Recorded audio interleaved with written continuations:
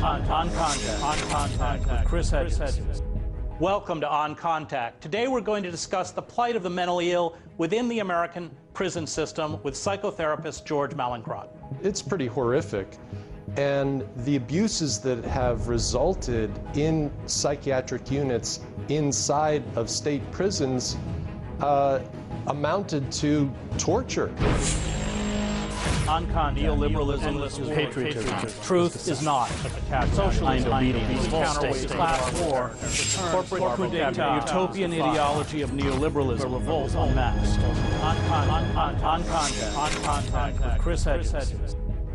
America is undergoing a mental health crisis.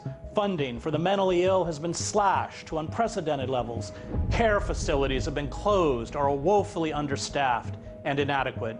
The mentally ill in most American cities, because of deinstitutionalization, are often tossed into the streets and eventually into prison.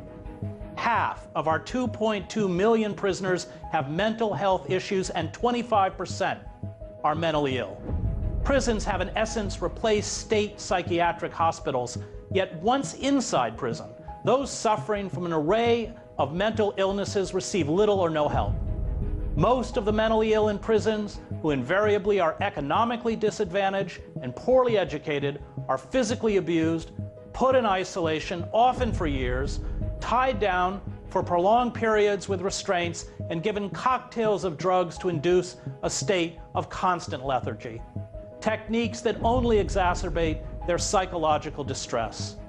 Anya Parampil looks at the plight of the mentally ill in the United States. In 1980, President Jimmy Carter signed the Mental Health Systems Act, aiming to expand health care and treatment for chronically mentally ill Americans. But just 1 year later, under President Ronald Reagan, Congress repealed the Health Systems Act, which blocked federal dollars from funding community mental health clinics as part of an overall effort to decrease federal mental health spending by 30%. The policy of deinstitutionalization cleared out public psychiatric hospitals throughout the 80s and 90s. Just consider that in 1955, there were 558,000 mentally ill patients in public hospitals. But by 1994, that number dropped to just 71,000. So, where did all of these people go? Well, as hospitals closed, they were forced out onto the street. According to the National Coalition for the Homeless, today 20 to 25% of homeless Americans suffer from severe mental illness, compared to just 6% of the overall U.S. population.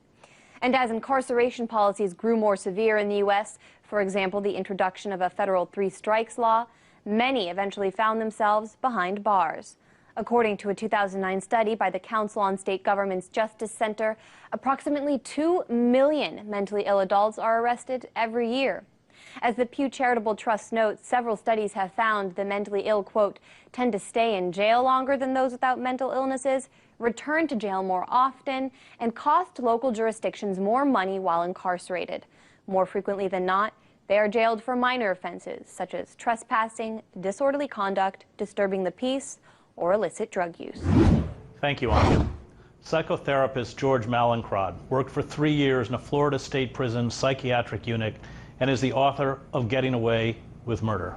George, let's begin by looking at how we deinstitutionalized our psychiatric institutions, essentially casting people with mental illnesses out on the street.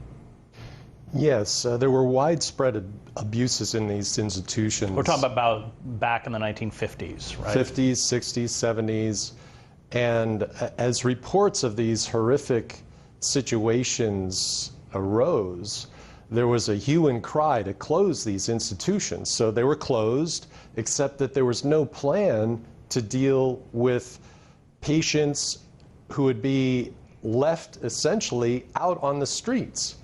And supposedly there was an idea of funding community mental health resources where these people could be transitioned. Right, it was supposed to be like local clinics that would kind of outpatient type clinics, right? Right, right. And so that never occurred. The funding was never made available. So these people were just left on their own, and many became homeless, and quite a large segment ended up in our prison system. So this was something that that created the problem that exists today.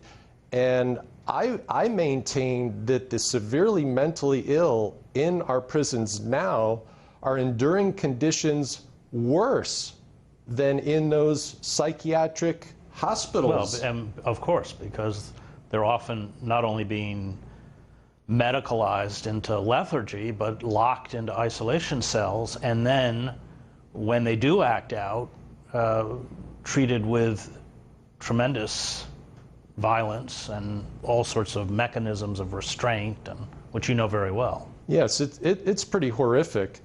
And the abuses that have resulted in psychiatric units inside of state prisons amounted to torture. And in the case of Darren Rainey... we should back up a little bit. Okay. This was one of... Darren Rainey is a prisoner who you write about, and perhaps you can tell us what happened. Your own experience, and I think led arguably to your own advocacy on behalf of the mentally ill, but perhaps you can tell us. But this was back in June of 2012. Yes, June of 2012. As it turns out, I had been fired for essentially not going along with the program. A patient of mine was beaten by guards. Everybody knew about it. This was in the Florida, the Dade Correction Institution, right? Correct, in Florida City, Florida. And so in that psychiatric unit, not only did the head of the psychiatric unit know about the beating, but all the other mental health professionals. I tried to raise awareness that we needed to do something about it, and no one wanted to talk about it. And I refused to stay silent, and I was fired. 10 months later, a coworker called me with a frantic phone call and said, "They killed him." And it turned out to be Darren Rainey. And guards had put Darren Rainey, who suffered from what? He suffered from paranoid schizophrenia. And they put him into a specially rigged shower where he had no control over the temperature. They locked him in there. And they turned on water that exceeded 180 degrees.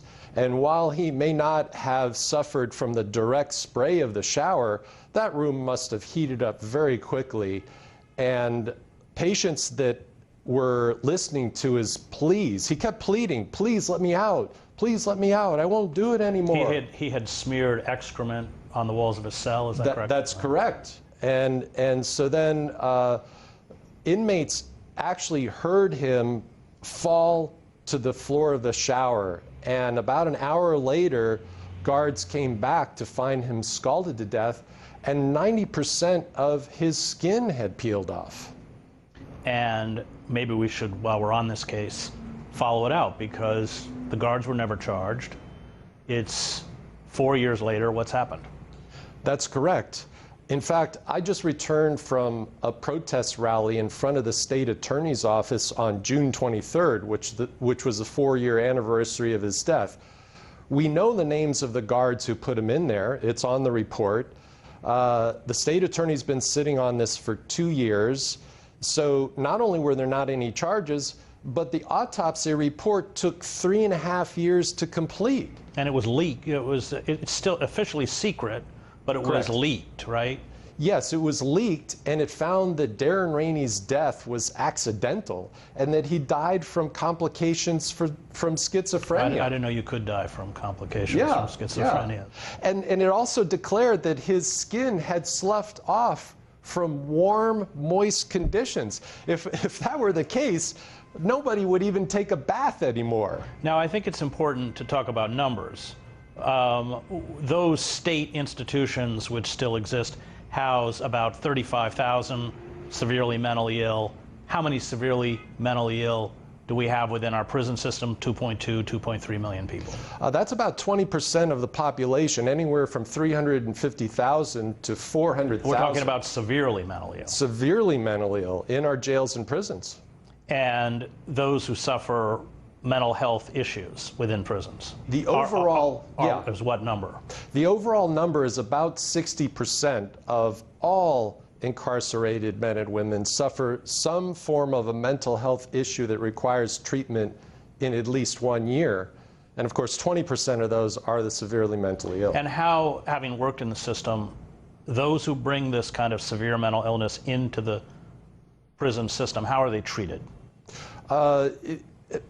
Prison is the last place that you would want to treat severe mental illness. And quite frankly, they're treated very poorly. And give me examples of the kinds of conditions they endure. Well, in my unit, all of the men on my side of the wing, it was called the West Wing, were locked down 24/7. They were in isolation. They didn't even get an hour out a day? They came out for counseling with me, group counseling, medical, and then recreation. But I tell you what, the guards in the Dade Correctional Institution were very lazy. In fact, it was known statewide as a lazy camp. That's a double-edged sword, because security could be lax, but then on the other hand, you don't get what you need if you're incarcerated there. So these men were, the constant complaint was, I never get enough rec. And by rule, they're supposed to come out for rec, but guards would just do it so they would when keep they them felt like it. 24 hours a day sometimes in these cells. Yeah, they were 24 hours every day, locked down. Heavily medicated? Some were. Those patients were allowed to refuse medication, and some were in such a bad state that even though I was supposed to take them out for counseling, I really couldn't. Just because they were too lethargic? Or? Yeah, early in my tenure, I would take somebody out who was catatonic, and the guard would sit him in the chair. I would stare across at them for a few minutes, ask them questions, try to see how they were doing, got no response. So I realized that many of these people, it was pointless, so I left them in their cell. I would go by and see them, and quite often they were staring at the wall. Right. We'll return after a short break with psychotherapist George Mallinckrodt.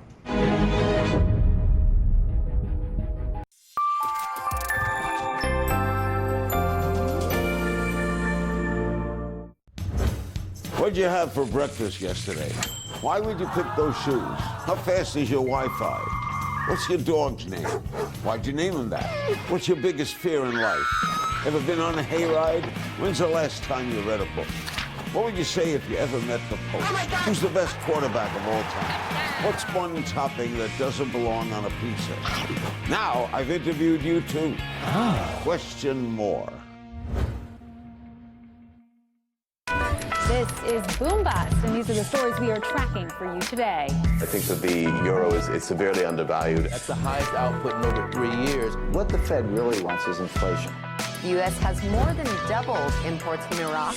All that debt that was accumulated, they have to pay it off. And when you see oil go down, our economy goes down.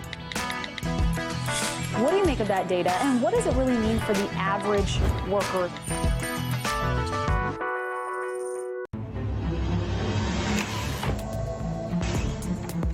I'm Tom Harpin, and I'll give you what the mainstream media can't, the big picture. There's been no charges filed against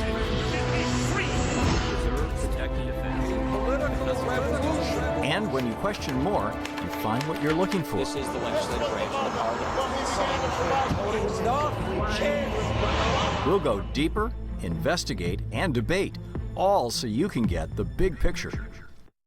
Here's what people have been saying about Redacted tonight. Give it to us. Redacted is full-on awesome. So good. The only show I go out of my way to watch every week. It really packs a punch. Lee Camp is the John Oliver of RT America. You do have the same accent. Hey, we are apparently better than boobs. Nothing's better than boobs. You see, people you've never heard of love Redacted tonight. The president of the World Bank, though, hates it. He doesn't really have any taste. Seriously, he sent us an email. What politicians do is something we don't do. They put themselves on the line, and they get accepted or rejected. So when you want to be president, why would you want to be? Why would someone want to be president? What's it like to be president? What's it like when the phone rings at 3 in the morning? Can't be a good call. I'm interested always in the whys and the hows. And Q Larry. Question more.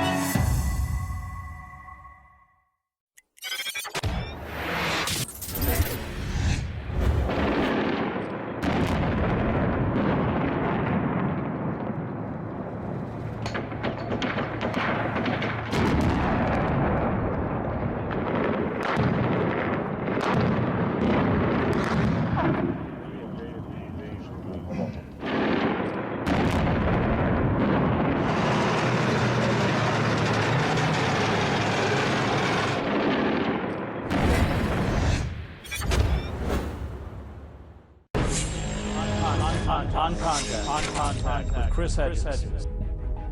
Welcome back. Let's continue our conversation with George Mallinckrodt, author of Getting Away with Murder.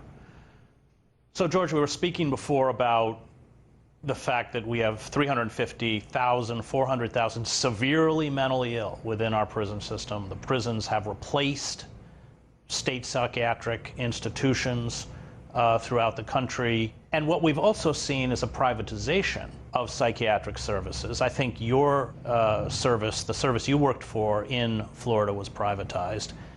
How did that further affect the plight of those who are mentally ill within our system of mass incarceration?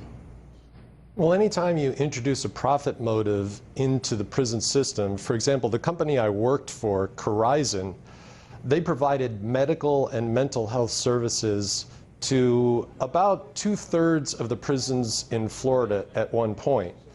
What happens there is they continually withhold medical services, and that takes a psychological toll on patients as well. Because they sign a contract with the state for a certain sum, and they can extract more profit by curtailing service. That's correct. And when they vie for the contract, they have to agree to do it for 7% less than what the state can do it for. Right. So you have a number of providers putting in bids, and that's what happens.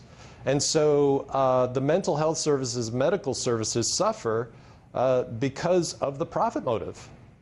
Let's talk a little bit about what happens to these people, you know, many of whom are locked up for years. And perhaps you can give some examples of how prison conditions exacerbate or further lead to the deterioration of people with mental illnesses. Well, a good example is what happened here in New York to Khalif Browder. In Rikers. This 16-year-old was thrown in there for nearly 3 years, and he was in solitary confinement for over 2 years. And he was relatively well adjusted going in. Now, in my unit, for example, I had a man on my caseload, and my initial interview was pretty good. He talked about he had gone to college for 6 months, he ran into trouble, and he seemed fairly lucid.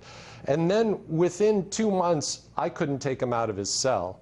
And he was regularly banging his head against the window, kicking the door, screaming and yelling. Sometimes he would carry on for 2 hours.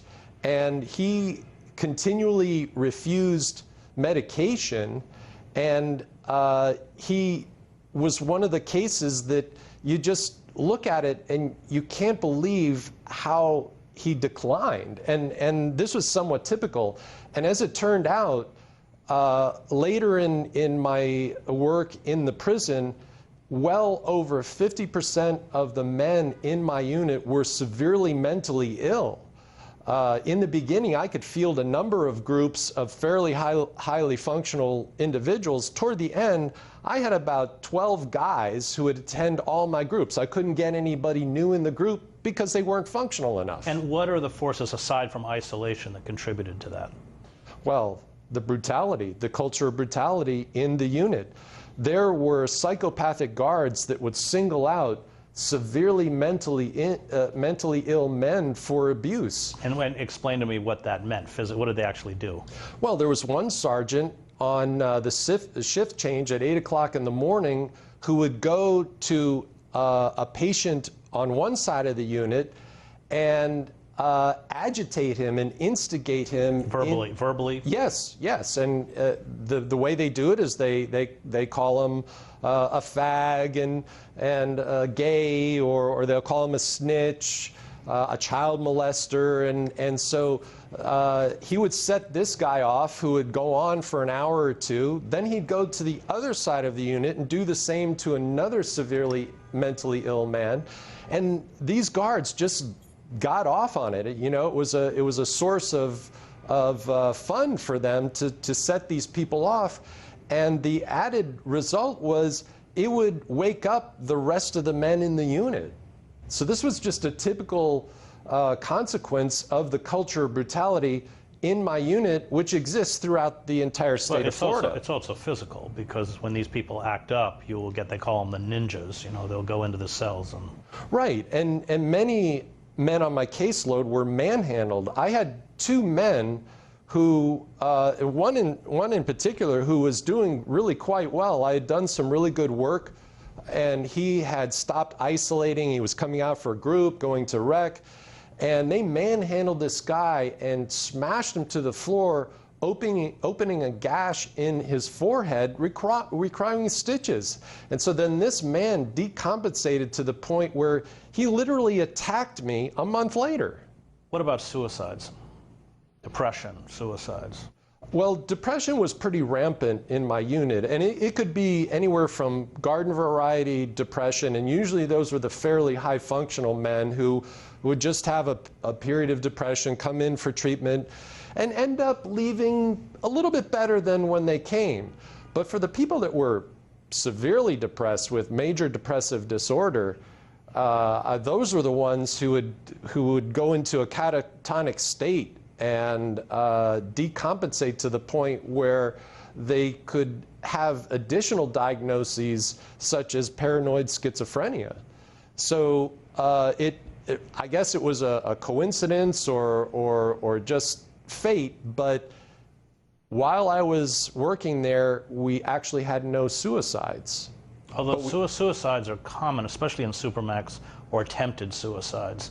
In supermax prisons where people, especially after their appeals are shot down, recognize that they will probably die in prison.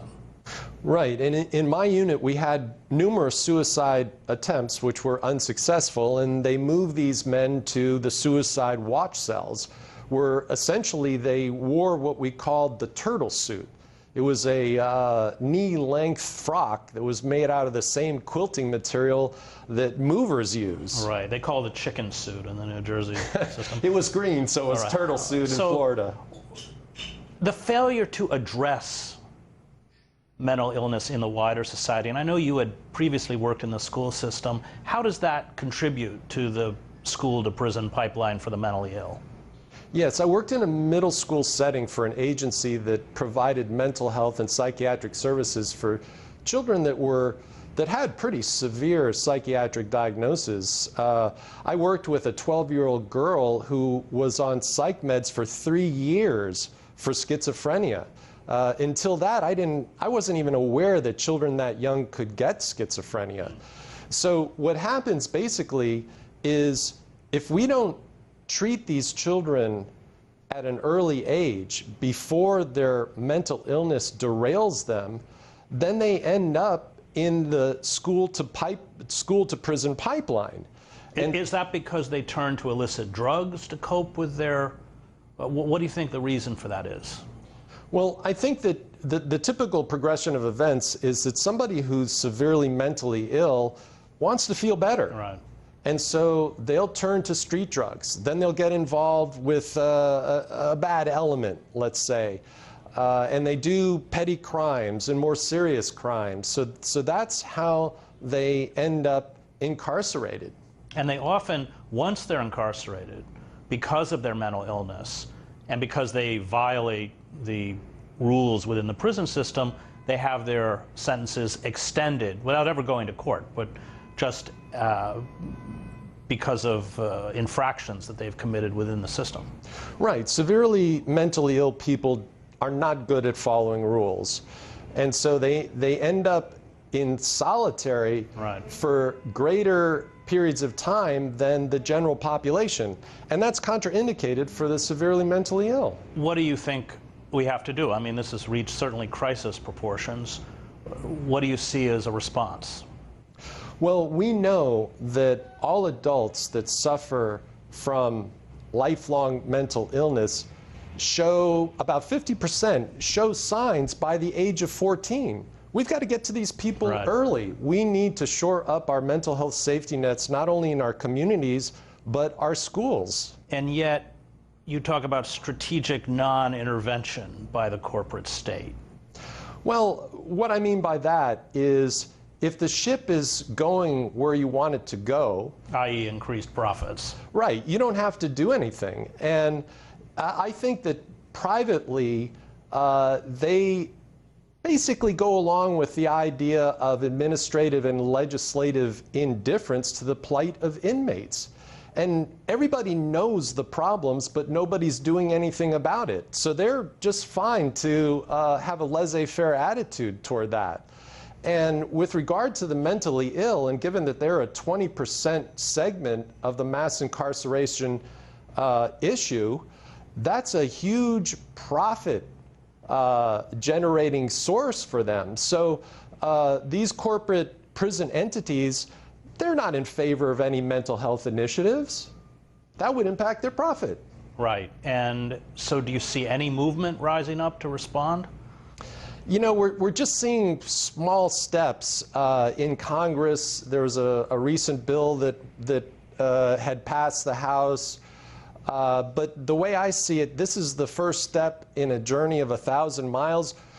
We should be at the 500-mile mark now. Yeah, I mean, I think we've returned to the 18th century, haven't we, or the 17th century in terms of the treatment of the mentally ill. Well, in the Middle Ages, the mentally ill were rounded up. They were thrown into dungeons where they were beaten, tortured, and killed. That's kind of what we've come back to. Exactly. Right. Thank you, George. And thank you for joining me with George Mallinckrodt, author of Getting Away with Murder. Whole sections of society, and especially the poor and mentally ill, have been discarded as human refuse, while a tiny class of corporate billionaires wallows in obscene amounts of wealth. Fyodor Dostoevsky said, "The degree of civilization in a society can be judged by entering its prisons." And as Dostoevsky understood, what happens to the poor and the mentally ill in our prison system brands us as barbarians. Thank you for watching. You can find us on rt.com/oncontact. Until next week.